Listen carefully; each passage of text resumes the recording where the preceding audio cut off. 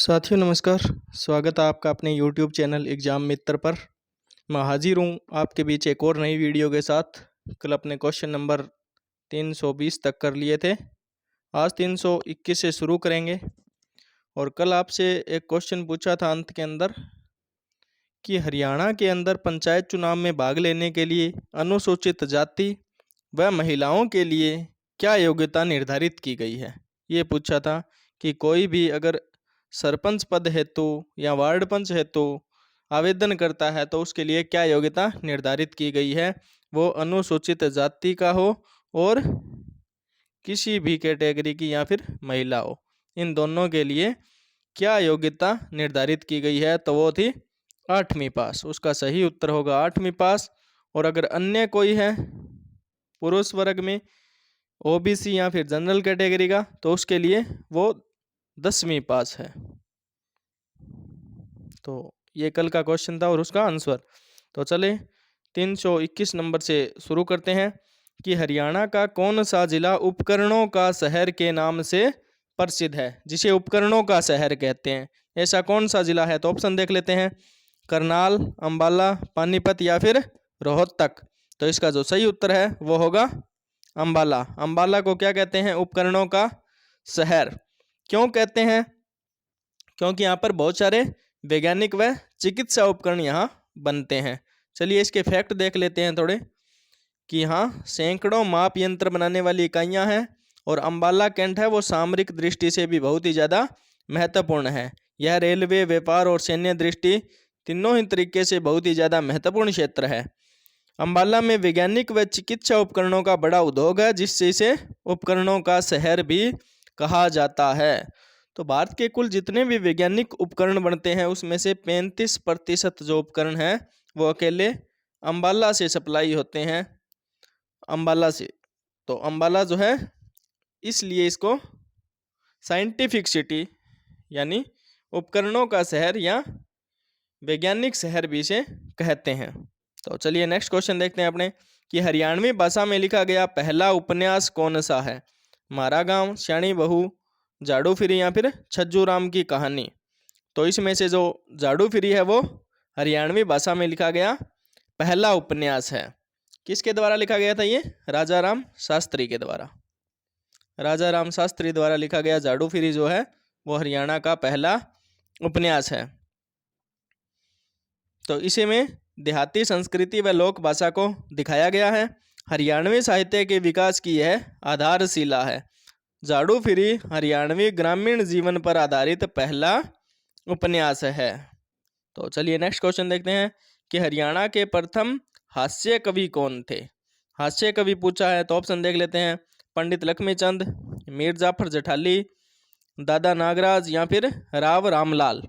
तो इनमें से हरियाणा के प्रथम हास्य कवि थे मीर जाफर जठाली। तो फैक्ट देख लेते हैं इनके थोड़े कि इन्हें हास्य रस के प्रथम कवि माना जाता है और इनका जो जन्म है वो सोनीपत के जाटल गांव के अंदर हुआ था। मुगल दरबार में भी इनकी कविताएं जो है वो सराही गई थी। तो हास्य रस की शुरुआत हरियाणा में मीर जाफर जठाली ने की, इसी कारण इन्हें प्रथम हास्य कवि कहा गया। तो चलिए नेक्स्ट क्वेश्चन देखते हैं कि हरियाणा का पहला समाचार पत्र है वो कहाँ से प्रकाशित हुआ था? तो कहाँ से हुआ था? ऑप्शन देख लेते हैं, रोहतक, झज्जर, हिसार, गुरुग्राम। तो ये जो समाचार पत्र है वो झज्जर से प्रकाशित हुआ था। तो ये स्वतंत्रता जब आंदोलन था उस काल के अंदर ये समाचार पत्र प्रारंभ हुआ था। तो और क्या खास बात है इसमें कि इस पत्र ने सामाजिक व राजनीतिक चेतना को बल दिया। झज्जर स्वतंत्रता संग्राम के समय एक जागरूक केंद्र था, इसलिए वहीं से पहला पत्र निकला। बहुत ज़्यादा सक्रिय भूमिका जो है वो झज्जर की स्वतंत्रता संग्राम के अंदर रही है, इसलिए पहला समाचार पत्र वहीं से ही निकला था। तो हरियाणा में आर्य समाज की पहली शाखा कहाँ स्थापित की गई थी? तो ऑप्शन देख लेते हैं, रोहतक, गुरुग्राम, रेवाड़ी, पानीपत। तो आर्य समाज की जो पहली शाखा है वो हरियाणा के रेवाड़ी में स्थापित की गई थी। कब की गई थी? तो 1886 के समय ये स्थापित की गई थी। तो और फैक्ट देख लेते हैं इसके थोड़े कि आर्य समाज ने शिक्षा और समाज सुधार में अहम भूमिका निभाई और रेवाड़ी दक्षिण हरियाणा का एक प्रमुख बौद्धिक केंद्र था। तो आर्य समाज की शुरुआत शहरी एवं शिक्षित क्षेत्रों के अंदर हुई, इसलिए रेवाड़ी इसका पहला केंद्र बना। तो चलिए नेक्स्ट क्वेश्चन देखते हैं कि हरियाणा के पहले राज्यपाल कौन थे। ऑप्शन देख लेते हैं, बंसीलाल, धर्मवीर, DS ढिल्लों या फिर रणधीर सिंह। तो हरियाणा के पहले राज्यपाल जो थे वो थे धर्मवीर, जो 1966 के अंदर जब हरियाणा एक अलग प्रदेश बनता है, अलग प्रांत बनता है, तब ये हरियाणा के पहले राज्यपाल बनते हैं। और इन्होंने ही शुरुआत के अंदर जो प्रशासनिक व्यवस्था थी उसको संभाला था। तो राज्य निर्माण के बाद सबसे पहले राज्यपाल नियुक्त होने का गौरव श्री धर्मवीर को प्राप्त हुआ। तो चलिए नेक्स्ट क्वेश्चन देखते हैं कि हरियाणा के प्रथम लोकायुक्त कौन थे। प्रथम लोकायुक्त पूछा है, तो ऑप्शन देख लेते हैं, प्रीतम पाल सिंह, RS भल्ला, जस्टिस गुप्ता या फिर ओम प्रकाश गोदारा। तो कौन थे? प्रीतम पाल सिंह। हरियाणा के प्रथम लोकायुक्त पूछे तो प्रीतम पाल सिंह थे। तो क्या काम होता है इनका कि ये एक भ्रष्टाचार निरोधक संस्था है जो भ्रष्टाचार पर रोक लगाती है। इनकी नियुक्ति न्यायिक सेवा से हुई थी। पारदर्शिता व उत्तरदायित्व लाने हेतु हरियाणा में लोकायुक्त पद बनाया गया और पहले व्यक्ति इसके बने थे प्रीतम पाल। तो चलिए नेक्स्ट क्वेश्चन देखते हैं कि राव वीरेंद्र सिंह हरियाणा के पहले क्या थे, ये पूछा है। खालिस्तान दे रखा है कि इनमें से क्या थे। वो मुख्यमंत्री थे, गवर्नर थे, पुरुष विधानसभा अध्यक्ष थे या महिला आयोग अध्यक्ष थे। तो पहले क्या थे वो थे पुरुष विधानसभा अध्यक्ष। और महिला पूछे तो क्या लगाओगे? सन्नो देवी। महिला पूछे तो सन्नो देवी और पुरुष पूछे तो राव वीरेंद्र सिंह थे। तो राव वीरेंद्र सिंह के बारे में और जान लेते हैं कि वे दक्षिण हरियाणा के प्रभावशाली नेता थे। उन्होंने विधायी प्रणाली की नींव जो है वो मजबूत की। ये हरियाणा के पहले पुरुष स्पीकर बने। विधानसभा अध्यक्ष के रूप में उन्होंने संसदीय परंपराओं को नई दिशा दी। तो चलिए नेक्स्ट क्वेश्चन देख लेते हैं कि भारतीय क्रिकेट टीम में हरियाणा के पहले कप्तान कौन बने थे हरियाणा की तरफ से। तो कौन थे? ऑप्शन देख लेते हैं, कपिल देव, चेतन शर्मा, नवाब मंसूर अली खां, अजय जडेजा। पहले पूछा है कि पहले कप्तान कौन बने, तो वो थे नवाब मंसूर अली खां, जो पहले कप्तान बने थे। तो इनके फैक्ट देख लेते हैं कि नवाब मंसूर अली खां, इनका संबंध है वो पटौदी से था, ठीक है। और ये टाइगर पटौदी के नाम से भी जानते हैं। कहाँ रहते थे? गुरुग्राम के अंदर ये रहते थे। भारत के सबसे युवा टेस्ट कप्तान बने ये। और मंसूर अली खां पटौदी हरियाणा से थे और भारत के पहले हरियाणवी कप्तान भी बने। तो चलिए नेक्स्ट क्वेश्चन देख लेते हैं कि हरियाणा का पहला विश्वविद्यालय कौन सा था। तो ऑप्शन देख लेते हैं, कुरुक्षेत्र विश्वविद्यालय, MDU रोहतक, चौधरी चरण सिंह यूनिवर्सिटी या फिर IMT फरीदाबाद। तो कौन सा था पहला? कुरुक्षेत्र विश्वविद्यालय, KUK। ये जो है पहला विश्वविद्यालय था हरियाणा का। इसकी स्थापना 1956 में हुई। यह एक धार्मिक व शैक्षिक केंद्र रहा और महाभारत की भूमि पर यह विश्वविद्यालय स्थित है। कुरुक्षेत्र शिक्षा और संस्कृति का केंद्र रहा है, अतः पहला विश्वविद्यालय यहीं बना। तो चलिए नेक्स्ट क्वेश्चन देख लेते हैं कि हरियाणा की सबसे ऊंची चोटी कौन सी है। शतरुंज, क्रो, मोरनी या फिर बैनगढ़। तो कौन सी है इनमें से? क्रो जो वो है हरियाणा की सबसे ऊंची चोटी है। और कहाँ स्थित है ये? तो ये पंचकुला जिले के अंदर स्थित है। यहाँ शिवालिक पहाड़ियों का हिस्सा है और इसकी ऊंचाई लगभग 1499 मीटर है, 4900 फीट। अगर फीट पूछे तो 4920 और मीटर पूछे तो 1499। हरियाणा की सबसे लंबी नदी कौन सी है? तो ऑप्शन देखते हैं, यमुना, घग्गर, मारकंडा या फिर सरस्वती। तो कौन सी है इनमें से हरियाणा की सबसे लंबी नदी? तो वो है घग्गर। घग्गर हरियाणा की सबसे लंबी नदी है। यह एक बरसाती नदी है जो शीतकाल के अंदर सूख जाती है। यह हिमाचल से निकलकर हरियाणा के कई जिलों से बहती है। इसे विलुप्त सरस्वती का अवशेष माना जाता है। तो पहले जो इस साइड के इलाके थे वो सारे सरस्वती नदी के किनारे बसे हुए थे। हड़प्पा वगैरह के जितने भी स्थल थे लगभग सरस्वती नदी के किनारे थे। जो बाद में माना जाता है कि ये अंदर विलुप्त हो गई थी, और इसी का अवशेष किसे माना जाता है? घग्गर नदी को। हरियाणा में सबसे लंबा प्रवाह क्षेत्र जो है वो घग्गर नदी का ही है। तो चलिए नेक्स्ट क्वेश्चन देख लेते हैं कि हरियाणा का सर्वाधिक पशुपालक जिला कौन सा है इनमें से। तो ऑप्शन देख लेते हैं, भिवानी, हिसार, कैथल या फिर महेंद्रगढ़। तो कौन सा है? तो पशुपालक जिला है वो है हिसार। हरियाणा का सर्वाधिक पशुपालक जिला हिसार है। तो हिसार में ये जो राष्ट्रीय डेयरी अनुसंधान संस्थान NDRI है, ये है करनाल के अंदर, हिसार में नहीं है। यह मवेशियों की नस्ल सुधार और दुग्ध उत्पादन के अंदर अग्रणी है। यहाँ पशुपालन जो है वो प्रमुख व्यवसाय है। अनुसंधान के अंदर व कृषि पशुपालन संस्कृति के कारण हिसार जो है वो सबसे आगे है।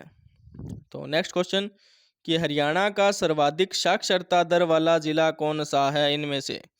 तो देख लेते हैं ऑप्शन इसके, करनाल, फरीदाबाद, गुरुग्राम या फिर पंचकुला। सर्वाधिक साक्षरता दर वाला पूछा है, तो इनमें से कौन सा है? गुरुग्राम जो है वहाँ सबसे अधिक साक्षर जो लोग हैं वो रहते हैं। ये IT हब भी है ना, तो गुरुग्राम एक IT और कॉरपोरेट हब है। यहाँ शहरीकरण और शिक्षा संस्थानों की भरमार है, और साक्षरता दर है वो लगभग 84% से भी अधिक है।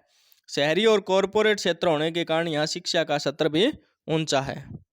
तो चलिए नेक्स्ट क्वेश्चन देख लेते हैं कि हरियाणा का न्यूनतम जनसंख्या वाला जिला कौन सा है? सबसे कम जनसंख्या कहाँ की है हरियाणा की? तो मेवात, झज्जर, पंचकुला या फिर चरखी दादरी। तो न्यूनतम जनसंख्या वाला जिला पूछा है तो कौन सा होगा? पंचकुला, क्योंकि पंचकुला के अंदर कितने विधानसभा क्षेत्र है? तो 2, या एक कालका और एक पंचकुला। तो यहाँ सबसे कम जनसंख्या है वो निवास करती है। तो पंचकुला जो है वो जनसंख्या की दृष्टि से सबसे छोटा जिला है। यहाँ हरे भरे क्षेत्र व पहाड़ी भूगोल में ये स्थित है। यहाँ का जनसंख्या घनत्व भी कम है। यहाँ लिखा है कि यहाँ का जनसंख्या घनत्व है वो कम है, ये नहीं कि सबसे कम यहीं का है, नहीं, यहाँ का जनसंख्या घनत्व कम है। भौगोलिक कारणों और शहरी फैलाव की सीमितता के कारण जनसंख्या जो है वो कम है। सबसे कम पूछे तो क्या लगाओगे? फरीदाबाद। तो चलिए नेक्स्ट क्वेश्चन देख लेते हैं कि हरियाणा का न्यूनतम साक्षरता वाला जिला है कौन सा है, जहाँ सबसे कम पढ़े लिखे लोग मिलते हैं, कम सबसे कम साक्षर जहाँ है, तो वो कौन सा है? मेवात, पलवल, फतेहाबाद या फिर यमुनानगर। तो वो है मेवात, जिसे आजकल क्या बोलते हैं? नू, अब का नू। नू जिला सामाजिक व आर्थिक रूप से पिछड़ा है। यहाँ मुस्लिम आबादी है वो बहुत ज़्यादा है, और बालिका शिक्षा की जो स्थिति है वो बहुत ज़्यादा दयनीय है, कमज़ोर है। साक्षरता दर लगभग 56% के आसपास है, और शिक्षा के प्रति जागरूकता की कमी और सामाजिक समस्याओं के चलते साक्षरता दर जो है वो यहाँ सबसे कम है। तो चलिए नेक्स्ट क्वेश्चन देखते हैं कि हरियाणा वित्त निगम का मुख्यालय कहाँ स्थित है। जो फाइनेंशियल जो काम होता है फाइनेंस का, तो वो जो हेडक्वार्टर है वो कहाँ स्थित है हरियाणा का। तो ऑप्शन देख लेते हैं, गुरुग्राम, रोहतक, पंचकुला या फिर चंडीगढ़। तो ये कहाँ है? चंडीगढ़ के अंदर। तो हरियाणा वित्त निगम चंडीगढ़ के अंदर है। यह उद्योगों व लघु व्यवसायों को ऋण देता है, लोन देता है। इसकी जो स्थापना है वो 1967 के अंदर हुई थी, और चंडीगढ़ हरियाणा की प्रशासनिक राजधानी है, इसलिए अधिकतर निगमों के मुख्यालय भी वहीं पर है। तो चलिए नेक्स्ट क्वेश्चन देख लेते हैं कि हरियाणा खाद्य एवं ग्रामोद्योग बोर्ड की जो स्थापना है वो कब हुई थी। तो ऑप्शन देख लेते हैं, 1 अप्रैल 1972, 1 फरवरी 1969, 15 अगस्त 1967 या फिर 2 अक्टूबर 1975। तो कब हुई थी? तो 1969 के अंदर हुई थी ना। 1 फरवरी 1969 को हरियाणा खाद्य एवं ग्रामोद्योग बोर्ड की स्थापना हुई थी। फैक्ट देख लेते हैं इसके थोड़े कि इसका उद्देश्य क्या है। ग्रामीण उद्योग को बढ़ावा देना, और खाद्य जो है वो आत्मनिर्भरता का प्रतीक भी माना जाता है। यह बोर्ड युवाओं को स्वरोजगार की दिशा में मदद करता है, और हरियाणा गठन के बाद यह पहला ग्रामोद्योग संगठन बना जो गांधीवादी विचारधारा से प्रेरित था। यानी स्वदेशी अपनाओ की जो बात चली थी गांधी जी द्वारा, उसकी बात है, स्वदेशी अपनाओ। तो चलिए नेक्स्ट क्वेश्चन देख लेते हैं कि हरियाणा भंडारण निगम की स्थापना कब हुई थी। तो 1965, 1971, 1967 या 1975। तो कब हुई थी? तो ये हुई थी 1967 को, हरियाणा भंडारण निगम की स्थापना। तो इसका उद्देश्य क्या है? जो कृषि उत्पाद है उनका भंडारण करना, उनको सुरक्षित रखना। यह किसानों को भंडारण सुविधाएं उपलब्ध कराता है। यह मंडियों से जुड़ा हुआ एक प्रमुख निगम है। तो नेक्स्ट क्वेश्चन देखते हैं कि Haryana power generation corporation limited का मुख्यालय कहाँ पर स्थित है। तो कहाँ है ये? HPGCL, Haryana power generation corporation limited, इसका मुख्यालय। तो ऑप्शन देख लेते हैं, पंचकुला, हिसार, यमुनानगर, करनाल। तो इसका मुख्यालय है पंचकुला के अंदर। फैक्ट देख लेते हैं इसके थोड़े कि इसका कार्य क्या है। यह थर्मल पावर स्टेशनों का संचालन करता है। इसकी स्थापना है वो 1997 के अंदर हुई थी। पंचकुला एक प्रशासनिक शहर है जहाँ से बिजली उत्पादन गतिविधियां हैं वो नियंत्रित होती हैं। तो बताया भी था ना मैंने एक दिन कि ज़्यादातर जो हेडक्वार्टर है वो आपको पंचकुला के अंदर मिलेंगे। हरियाणा के ज़्यादातर हेडक्वार्टर पंचकुला के अंदर। तो चलिए नेक्स्ट क्वेश्चन देखते हैं कि हरियाणा राज्य महिला आयोग का गठन कब हुआ था। तो ऑप्शन देख लेते हैं, 1 जनवरी 1998, 8 मार्च 2001, 20 दिसंबर 1999 या फिर 5 अप्रैल 2000। तो कब हुआ था? 20 दिसंबर 1999 को महिला आयोग का गठन हुआ था हरियाणा राज्य के अंदर। इसका उद्देश्य क्या है कि महिलाओं के अधिकारों की रक्षा करना, जो घरेलू हिंसा है या कोई उत्पीड़ित है तो उसकी शिकायतों की सुनवाई करना। यह राज्य सरकार को सुझाव भी देता है। महिलाओं के कल्याण हेतु यह एक संवैधानिक निकाय है जो कब बना? 1999 के अंदर। तो चलिए नेक्स्ट क्वेश्चन देखते हैं कि शिलादित्य जो है ये नाम हरियाणा का कौन सा सम्राट के लिए ये उपयोग में लिया जाता है, यानी इस नाम से कौन सा हरियाणा का सम्राट जो है वो प्रसिद्ध है। तो ऑप्शन देख लेते हैं, चंद्रगुप्त मौर्य, समुद्रगुप्त, हर्षवर्धन या फिर सकंदगुप्त। तो ये जो नाम है किसके लिए इस्तेमाल में लिया जाता है? हर्षवर्धन के लिए। हर्षवर्धन को और क्या बोलते हैं? शिलादित्य। तो इनका जो जन्म है वो थानेसर जो कुरुक्षेत्र के अंदर है वहाँ हुआ था और उन्होंने 7वीं शताब्दी में उत्तर भारत पर राज्य किया। शिलादित्य उनका उपनाम था। हर्षवर्धन हरियाणा के ऐतिहासिक गौरव हैं और उनका उपनाम शिलादित्य था। तो चलिए नेक्स्ट क्वेश्चन देखते हैं कि हरियाणा को किस प्राचीन ग्रंथ में ब्रह्मावर्त कहा गया है। तो ऑप्शन देख लेते हैं, ऋग्वेद, मनुस्मृति, उपनिषद या फिर महाभारत। तो किसके अंदर कहा गया है ये? मनुस्मृति के अंदर। क्या बोला गया है हरियाणा को? ब्रह्मावर्त। तो ब्रह्मावर्त वह क्षेत्र था जहां वैदिक सभ्यता का आरंभ हुआ। मनुस्मृति के अनुसार सरस्वती और दृष्टवती के मध्य का क्षेत्र ब्रह्मावर्त था। ये इन दो नदियों के बीच का जो क्षेत्र था वो ब्रह्मावर्त कहलाया। यह वर्तमान हरियाणा का क्षेत्र है। मनुस्मृति में हरियाणा को वैदिक धर्म की जन्मभूमि भी कहा गया है। तो चलिए नेक्स्ट क्वेश्चन देखते हैं कि हरियाणा के तत्कालीन राजनीतिक जीवन की जानकारी किस बौद्ध साहित्य से मिलती है। तो ऑप्शन देख लेते हैं, जातक कथा, अंगुत्तर निकाय, मध्यम निकाय या फिर विनय पिटक। तो किस में राजनीतिक जीवन की जानकारी अपने को मिलती है? तो वो कौन सा है? मध्यम निकाय। इसके अंदर हमें राजनीतिक जीवन की उस समय की जानकारी मिलती है और यह पाली भाषा का एक ग्रंथ है। इसमें महाजनपद काल की राजनीतिक सामाजिक स्थितियां का वर्णन किया गया है। कुरु पंचाल जैसे क्षेत्रों का उल्लेख भी इसके अंदर मिलता है। तो मध्यम निकाय बौद्ध साहित्य में तत्कालीन हरियाणा क्षेत्र की जानकारी देता है। तो चलिए नेक्स्ट क्वेश्चन देखते हैं अपने कि किस बौद्ध ग्रंथ से हरियाणा में बौद्ध धर्म के प्रचार की जानकारी मिलती है, यानी किस बौद्ध ग्रंथ से पता चलता है कि हरियाणा में बौद्ध धर्म का प्रचार प्रसार हुआ था। तो ऑप्शन देख लेते हैं, ललित विस्तार, दिव्यावदान, महावंश या फिर थेर गाथा। तो किसके अंदर है ये? दिव्यावदान के अंदर। ये पता लगता है कि हरियाणा में बौद्ध धर्म का प्रचार प्रसार हुआ था। यह संस्कृत ग्रंथ है जो बौद्ध धर्म की कथाओं से संबंधित है। इसमें हरियाणा के क्षेत्रों में बौद्ध भिक्षुओं की जो यात्रा है उनका वर्णन है। थानेसर, कुरुक्षेत्र आदि स्थानों का उल्लेख इसके अंदर मिलता है। और दिव्यावदान हरियाणा में बौद्ध प्रभाव का प्रमाणित ग्रंथ भी है। तो चलिए नेक्स्ट क्वेश्चन देखते हैं अपने कि हरियाणा का अग्रवा किस धर्म का प्रमुख केंद्र था। तो बौद्ध, जैन, सिख या फिर वैष्णव। तो अग्रवा है वो किसका केंद्र था, तो वो था जैन धर्म का। जैन धर्म का फैक्ट देख लेते हैं। ये महाराजा अग्रसेन की राजधानी थी, कौन सी, अग्रोहा। यहाँ जैन मंदिर और तीर्थ है और यह व्यापारियों का भी एक प्रमुख केंद्र रहा है। जैन संस्कृति और व्यापारिक परंपराएं अग्रोहा में प्राचीन काल से ही रही है। तो चलिए नेक्स्ट क्वेश्चन देख लेते हैं कि महाराजा अग्रसेन का संबंध किस नगर से है। अभी ऊपर वाले क्वेश्चन के अंदर ही पढ़ के आए हैं अपने। तो ऑप्शन देख लेते हैं, फतेहाबाद, सोनीपत, अग्रोहा या सिरसा। तो उनकी राजधानी थी वो कौन सी थी, अग्रोहा। तो महाराजा अग्रसेन का संबंध किससे है, अग्रोहा से। अग्रोहा जो है वो ऐतिहासिक नगरी है जो अब हिसार के पास स्थित है। अग्रसेन वैश्य समाज के प्रवर्तक माने जाते हैं और अग्रोहा धाम एक प्रसिद्ध तीर्थ स्थान भी है। और ऊपर वाले में पढ़ा था ना जैन धर्म वाला, क्या पढ़ा था उसके अंदर कि जैन धर्म का प्रमुख केंद्र कौन सा था, तो वो अग्रोहा था।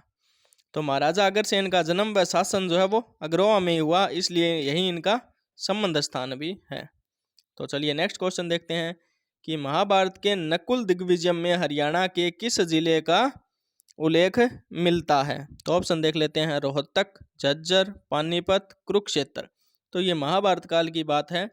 जो नकुल दिग्विजय है उसके अंदर हरियाणा के किस जिले का उल्लेख मिलता है, तो उसमें रोहतक का उल्लेख मिलता है। तो फैक्ट देख लेते हैं इसको कि नकुल की जो दिग्विजय यात्रा थी उसके अंदर इसका वर्णन रोहितक नाम से किया गया है। यह कुरु जनपद का एक हिस्सा था और यहाँ वैदिक व योद्ध संस्कृति के प्रमाण भी मिलते हैं। तो रोहतक का प्राचीन नाम क्या है, रोहितक, जो कहाँ दर्ज है, महाभारत के अंदर। तो चलिए नेक्स्ट क्वेश्चन देखते हैं अपने कि हरियाणा में 7 प्रमुख वनों का उल्लेख किस ग्रंथ के अंदर मिलता है। 7 वनों का उल्लेख। तो ऑप्शन वामन पुराण, विष्णु पुराण, ब्रह्मा पुराण या पद्म पुराण। तो किसके अंदर मिलता है, ये वामन पुराण के अंदर 7 प्रमुख वनों का उल्लेख है जो इसके अंदर मिलता है। तो वामन पुराण में 7 वनों का वर्णन है और ये जो वन है वो यमुना द्वीप क्षेत्र यानी हरियाणा के थे। इनमें काम्यक हो गया, द्वीपायन, बेहायस आदि वन शामिल है। वामन पुराण है वो एक धार्मिक ग्रंथ है जो हरियाणा क्षेत्र को आध्यात्मिक रूप से दर्शाता है। तो चलिए नेक्स्ट क्वेश्चन कि वामन पुराण में हरियाणा की कितनी नदियों का उल्लेख मिलता है। नदियां पूछी है, कितनी नदियों का उल्लेख मिलता है, 5, 7, 9 या फिर 11। तो कितनी का मिलता है, 9 नदियों का।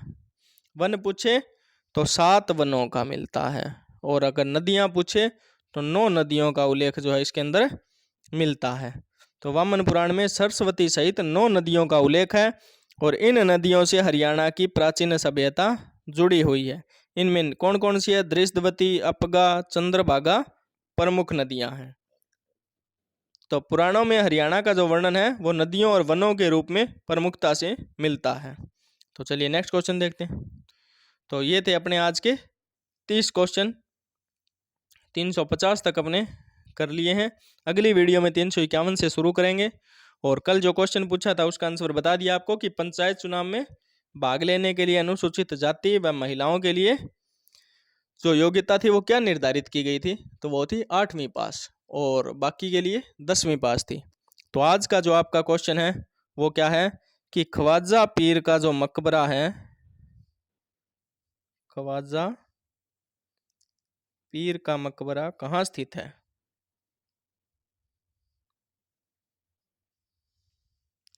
तो आज मैं ऑप्शन भी दे रहा हूं आपको कि आपको बताना है कि इनमें से ये मकबरा कहाँ स्थित है। तो ऑप्शन है सिरसा, दूसरा ऑप्शन है नारनौल,